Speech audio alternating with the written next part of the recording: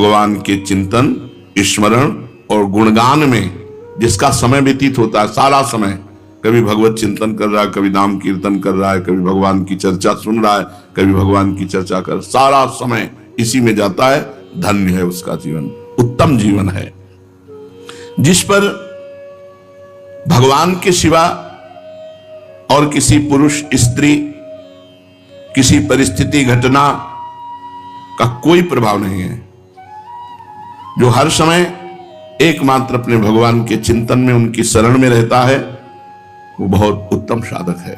न किसी स्त्री का चिंतन है, न किसी पुरुष का, क्योंकि प्रभाव ही नहीं किसी का, न किसी परिस्थिति का चिंतन है, न किसी घटना का चिंतन है, हर समय भगवान के चिंतन में है, वही महापुरुष है। तुम चेष्टा करो, सारे प्रभावों से छूटकर एकमात्र भगवान का चिंतन हो, चेष्टा करो। तुम्हारा परिचय केवल भगवान से होना चाहिए। सबको भूल जाओ और ऐसे आचरण करो कि सब तुम्हें भूल जाएं। सबको भूल जाओ और ऐसे आचरण करो कि सब तुम्हें भूल जाए। एक साधक के परिवार के जन आए थे, उनका वो रो रहे थे कि वो मिलता ही नहीं। उनका हमने तो अनुमति दे रखी है, बोले वो मिलना ही नहीं चाहता। बुलाया, मिलो, साष्टांग दंडवत किए, माता पिता सबके सर झुकाए खड़ा रहा। चल, न एक नेत्र भर के देखा, न एक शब्द बोला, बस साष्टांग दंडवत किए, हाथ जोड़े खड़ा रहा। जब खड़ा रहा तुम कहा जाइए, तो चल दी, कोई मतलब नहीं। तुम ऐसे आचरण करो कि तुम्हें सब भूल जाए और तुम सबको भूल जाओ। एकमात्र भगवान से हमारा संबंध और उन्हीं की याद रहे। केवल भगवान की प्रसन्नता के लिए तुम्हारी चेष्टा हो। चाहो, ये चाह करो कि तुम केवल भगवान के हो। जगत में कोई तुम्हारा नहीं और तुम किसी के नहीं। ये बहुत बड़ी बात है, बहुत बड़ी बात। ये मत सोचो कि तुम्हारा क्या होगा। बहुत मंगल होगा, बहुत मंगल होगा। यदि तुमने सारे संबंध काट दिए और एकमात्र भगवान से संबंध रखा, ये देख लेना अपने जीवन को कैसा आनंदमय, कैसा मस्त जीवन होगा। भगवान के सिवा भगवान से भी कोई चाह मत करो। मिलो तो आप अपनी माया मत दो मुझे। मैं कोई कामना करूं तो पूर्ण मत करना। भगवान से प्रार्थना करनी चाहिए कि मैं कोई कामना भी करूं तो पूर्ण मत करना। बड़ी घाटा हो जाता है, बड़ी हानि हो जाती है जब हम भगवान से कुछ ले लेते हैं। बहुत लंबा समय निकल जाता है, क्योंकि हमने भगवान से बढ़कर उसे प्रिय माना।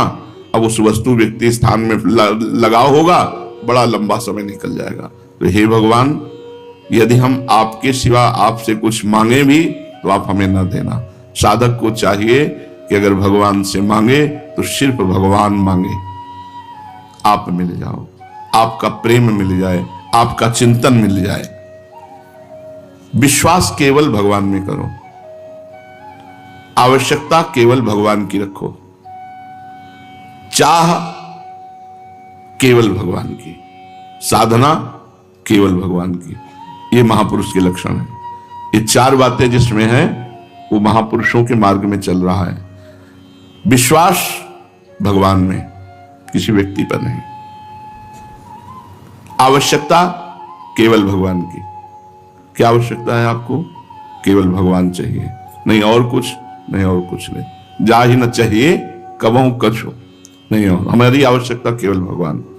विश्वास सिर्फ भगवान में, आवश्यकता सिर्फ भगवान की, चाह सिर्फ भगवान की, और साधना सिर्फ भगवान की। भगवान की ही साधना।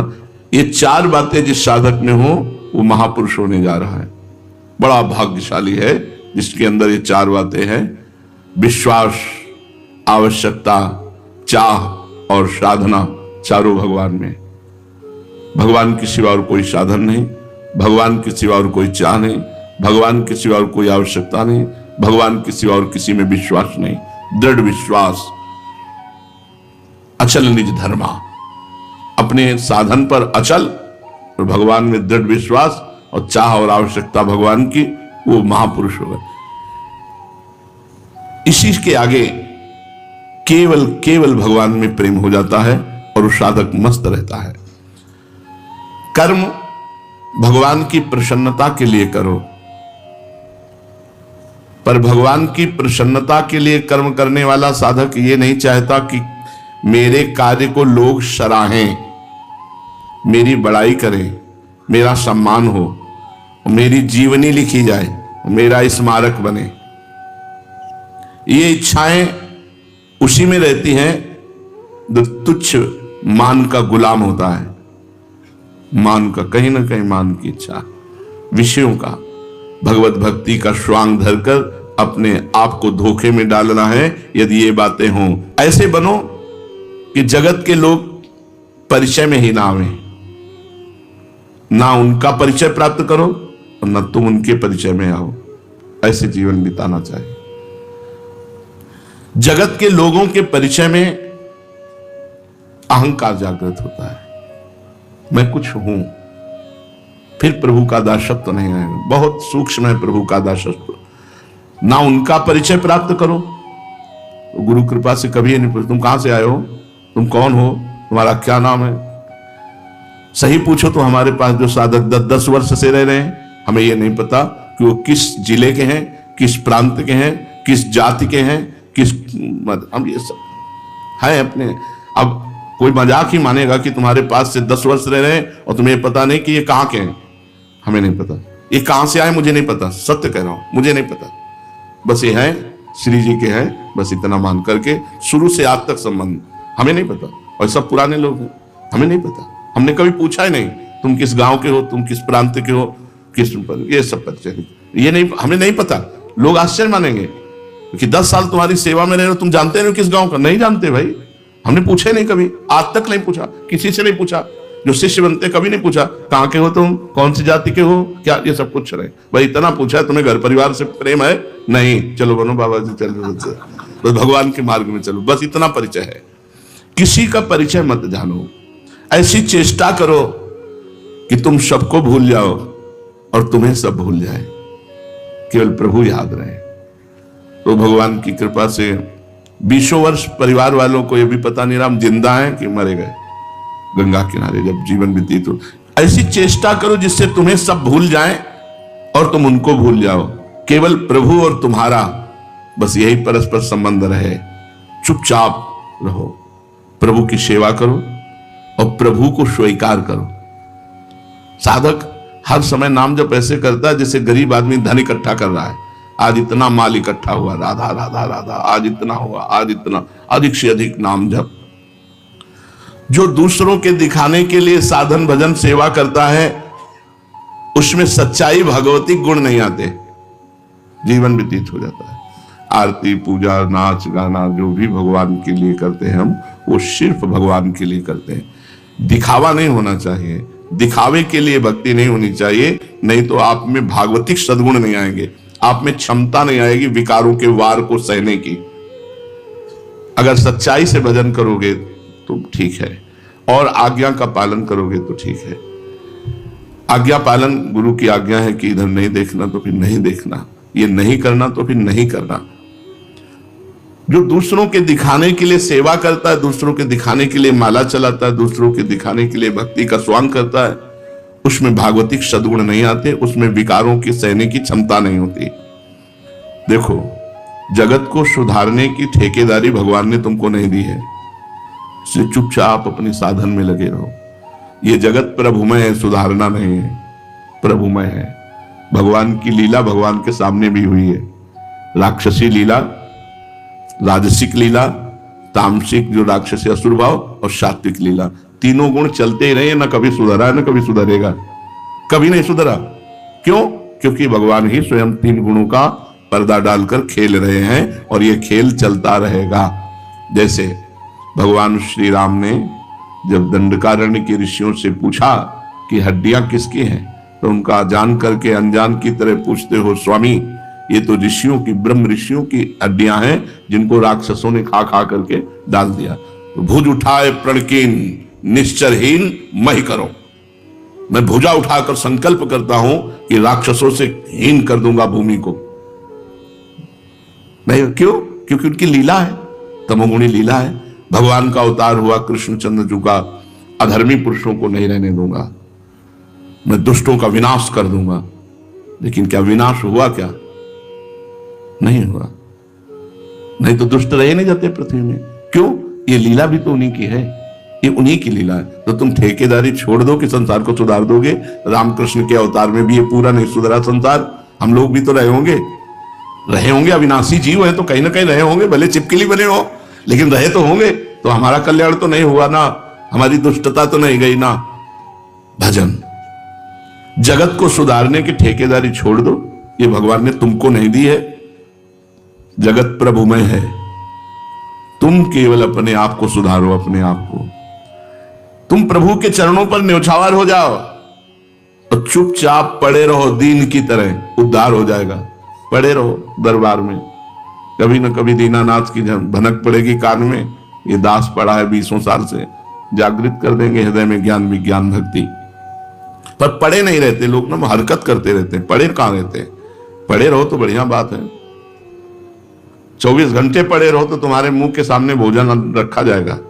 पड़े रहो, नाम जप करते हुए पड़े रहो। 20 साल से सोलर में एक संत थे, 4 पाई से नहीं उठे। 20 साल हम दर्शन करने गए, प्रमाणित जिन परमहंस के साथ गए थे बहुत तार्किक प्रवृत्ति के थे। तो उनका यदि जल पिएंगे तो लघुशंका होगी, यदि भोजन पाएंगे तो सोच होगा। और अगर लघुशंका सोच बिस्तर में नहीं है तो कहीं जाते हैं, और अगर जाते नहीं है तो ऐसा हो कैसे सकता है? मैं भी योगी हूं, योग कितना अन्न पचा सकता है वो, लेकिन अल्प मात्रा में मल का तो त्याग होगा ही। मैं चलूंगा देखने। उनका महाराज जी, फिर हमारी भी इच्छा जागृत हो रही, बोले चलो। पैदल गए थे हम लोग, वो जो ही वो गए और हम सामने ही थे, तो आंख नहीं खोलते थे पर एकदम ऐसे थोड़ा उठे और ऐसे बड़ी बड़ी आंख ऐसे खोली। जो परमहंस जी थे मानो सारे उत्तर उनको मिल गए। काफी देर बैठे रहे, चरण सहलाते रहे उनके, और इसके बाद निकले। वो गजब की निष्ठा, गजब का तेज, गजब का योग आज तक हमने नहीं देखा। और वहां जितने लोग थे, रात दिन भीड़ लगी रहती थी, और रोज सुबह उनकी पादुका में बालू मिलती थी, जिससे प्रमाण होता था गंगा स्नान करके आए। सिद्ध महापुरुष 20 साल से 4 पाई से नहीं उठे थे। ये नहीं कि रात्रि में कोई नहीं रहता, ऐसे भीड़ लगी रहती, जैसे देवी देवताओं का पूजन होता ना, ऐसे रात दिन उनका पूजन चलता रहा। और 20 साल से पड़े थे। अद्भुत संतों की महिमा। तो पड़े रहो तो क्या ऐसे पड़े रहो? भाई कई साल से पढ़े? बोले 5 साल से तो पढ़े ही है। पढ़े ही रहो, बस सिद्ध हो जाओगे। पढ़े पढ़े सिद्ध हो जाओगे। कौन पढ़ना चाहता है ऐसा? पढ़ जाओ एकदम, उठना नहीं। जो मनुष्य जगत के लोगों से बहुत परिचित होने की चेष्टा करता है, याद रखो वो प्रभु के परिचय से दूर हो जाता है। यदि प्रभु के परिचय में बने रहना है तो अपने को परिचय शून्य करना पड़ेगा। परिचय नहीं होना चाहिए, बहुत ही हानिकारक है परिचय, बहुत हानिकारक है। वो तो गुरु भगवान की कृपा से हो तो आम जागृत हो, नहीं जागृत हो जाता है, आम जागृत हो जाता है। जो सोया हुआ अहंकार साधना के द्वारा जिसे रौंदा गया वो पुनः जागृत हो जाता है। देवर्षि नारद जैसे महापुरुष में जागृत हो गया। जब काम विजय कर हो गई तो उनको लगा मैं काम विजयी हूं। बड़ा सूक्ष्म अहंकार होता है। यदि प्रभु के संग को नहीं छोड़ना चाहते हो तो अपना परिचय न बनने पावे ऐसे रहो। सच्ची बात है, परिचय न बनने पावे ऐसे रहो। जितना ही जगत में अधिक परिचय होगा उतना ही प्रभु के परिचय से हट जाओगे। यदि अहम जागृत हो गया तो नष्ट हो जाएगा साधक। तो प्रभु की तरफ जो आकर्षण है वो हट करके जनता की तरफ हो जाएगा और जीवन का जो लक्ष्य है वो बदल जाएगा। जो मनुष्य भोगों के त्याग और भगवत प्रेम का बाना पहनकर लोगों को अपना प्रभाव दिखाता है, परिचय देता है, परिचय बनाता है, तो वो उस भ्रष्ट स्त्री के समान है जो अपने पति को छोड़कर अन्य पुरुषों से परिचय बनाती है, अन्य पुरुषों का संग करती है। इसलिए साधक गुप्त रहे, शांत रहे, ये प्रधानता ना आने पावे कि आप कुछ हो। अगर कुछ हो तो मधुमक्खी की तरह जनता लग जाएगी, फिर भगवान से चित्त हट करके इनकी तरफ लग जाएगा। तुम पर भगवान की कृपा नित्य निरंतर बरस रही है। भगवान की कृपा चारों तरफ से तुम्हें घेरे है। ऐसा कोई क्षण नहीं जिस समय तुम भगवान की कृपा से वंचित रहते हो, तुम उनकी प्यारी से प्यारी वस्तु हो, ममई वांशो, तुम पर वे कृपा करते हैं, पल पल में तुम्हें याद करके वो स्नेह से युक्त हो जाते हैं। सचमुच विश्वास करो, जब से तुम अलग हुए वो आपके पीछे पीछे चल रहे हैं। अविज्ञात सखा, कभी लौटकर मेरी तरफ देखे, एक क्षण के लिए भी उन्होंने कभी तुमको छोड़ा नहीं आज तक, लेकिन तुम उनकी तरफ न देखकर संसार की तरफ देख रहे हो, इसलिए ये नहीं जान पा रहे कि मेरा कोई दोस्त अनंत जन्मों से मेरे पीछे पड़ा हुआ है, मेरे पीछे लगा हुआ है। कल्याण में कर कमल निरंतर तुम्हारे पीछे ऐसे कि कहीं गिर न जाओ, निरंतर तुम उनका शीतल कर स्पर्श प्राप्त कर रहे हो, लेकिन पीठ से तुम मुख की हो संसार की तरफ। इसलिए तुम्हें यह समझ में नहीं आ रहा कि भगवान की इतनी कृपा हमारे ऊपर है। तुम पूछोगे कि निरंतर उनका शीतल कर कमल जब हमारे पीछे है तो फिर हमें जलन क्यों हो रही? ये रात दिन हृदय शोक और विषाद में क्यों निमग्न हो रहा है? मैं जल रहा हूं क्यों? इसका कारण है भगवान की विमुखता। तुम भगवान से विमुख हो, भगवान तुम्हारे ऊपर कृपा किए हैं, लेकिन तुम भगवान से विमुख हो। लौटो, सन्मुख हो भगवान की तरफ। देखो हृदय शीतल होता है कि नहीं, जलन मिटती है कि नहीं, तुम्हारे हृदय का विषाद नष्ट होता है कि नहीं। और सच्ची बात बताऊं, ये भी उनकी एक लीला है, ना आग है ना जलन है, ये उनकी एक लीला है तुम्हें अपनी तरफ घसीटने की, तुम्हें अपनी तरफ मोड़ने की। ध्यान दीजिए, न जलन है ना आग है, ये उनकी लीला है, ये उनका बुलावा है कि जहां तुम खड़े हो वहां से जलन लगे तो तुम भगवान की तरफ बढ़ो, भगवान को अपना मानो। वो जो कुछ भी कर रहे हैं अब तुम्हारे मंगल के लिए कर रहे हैं। आश्चर्य की बात है कि लीला में पट डालकर कर रहे हैं। बेपरद होकर अगर करे तो हमें समझ में आ जाए, हमारे साथ खेल तो रहे हैं वो, पर वो पर्दा डालकर खेल रहे हैं। बस यही पर्दा उठाने के लिए तुम नाम जप करो, भगवान से प्रार्थना करो। तुम्हारी सुख की चाह, शांति की चाह, आनंद की चाह, ये सब पूर्ति हो जाएगी। उनके लिए खिलवाड़ है तुम्हें परम सुखी कर देना, परम शांत कर देना, परम आनंदमय कर देना। भगवान के लिए खिलवाड़ है। उनका खेल पता नहीं कब से चल रहा है, कब तक चलेगा, ना कोई पता लगा पाया है, ना कोई पता लगा पाएगा। ये चलता ही रहेगा। जिन्होंने देखा है, चलते ही देखा है उनका खेल। हां, अब खेल का रूप बदलना चाहिए।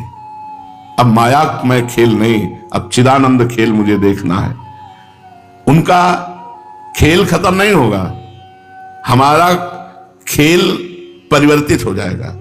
त्रिगुण माया से हटकर गुणातीत भगवान की दिव्य लीला का खेल। इसलिए तैयार हो जाओ, भगवान की कृपा तुम्हें जलन देकर, अशांति देकर, दुख देकर आनंदमयी लीला में ले जाना चाहती है। ये जो सृष्टि दिख रही है, इसका सृजन, इसका संहार, इसका पालन उनके द्वारा हो रहा है। शांति और अशांति की लहरें आनंद समुद्र में उठ रही है। ये सब भगवान का लीला स्वरूप है। कभी भयानक, कभी सौम्य, कभी रात, कभी दिन, कभी दुख, कभी सुख। यहां कुछ सत्य नहीं है। त्रिगुणमयी माया की लीला है ना, यहां कुछ सत्य नहीं। उमा कहूं मैं अनुभव अपना, सत हरि भजन जगत सब सपना। सावधानी यही है कि इस झूठे जगत में सत्य कमाई कर लो, परोपकार कर लो, खूब नाम जप कर लो, भगवान का नाम कीर्तन करके नाचो गाओ, ये सत कमाई कर लो। जो होता है होने दो, किसी को भी मत रोको। तुम्हें अधिकार भगवान ने नहीं दिया, तुम तो बस अपने मन को रोको। ये खास बात है। यहां सब दूसरे को अच्छा बनाना चाहते हैं, अपने नहीं, अपने मन को नहीं। यहां दूसरे किसी को आप बैठा दो, आप किसी से पूछिए परमार्थ का क्या स्वरूप है, भगवान की कैसे ऐसा निरूपण करेगा कि पूछो मत। निरूपण करेगा, पक्का निरूपण कर देगा। अपने मन को कभी नहीं समझाया। सच्चा गुरु वही है जो अपने मन को चेला बना ले। सच्चा उपदेशक वही जो अपने मन को उपदेश देकर सुधार ले। जो हो रहा है होने दो, भगवान की माया का खेल है। किसी को रोको मत, तुम्हारे रोकने से रुकेगा नहीं। तुम तो बस अपने मन को मंगल में भगवान में लगा दो। किसी खास स्थिति की कल्पना मत करो कि अटैच रूम हो जाए, सारी व्यवस्था, कहीं जाना ना पड़े, सब फिर डट के भजन हो। कभी नहीं होगा, नहीं हुआ।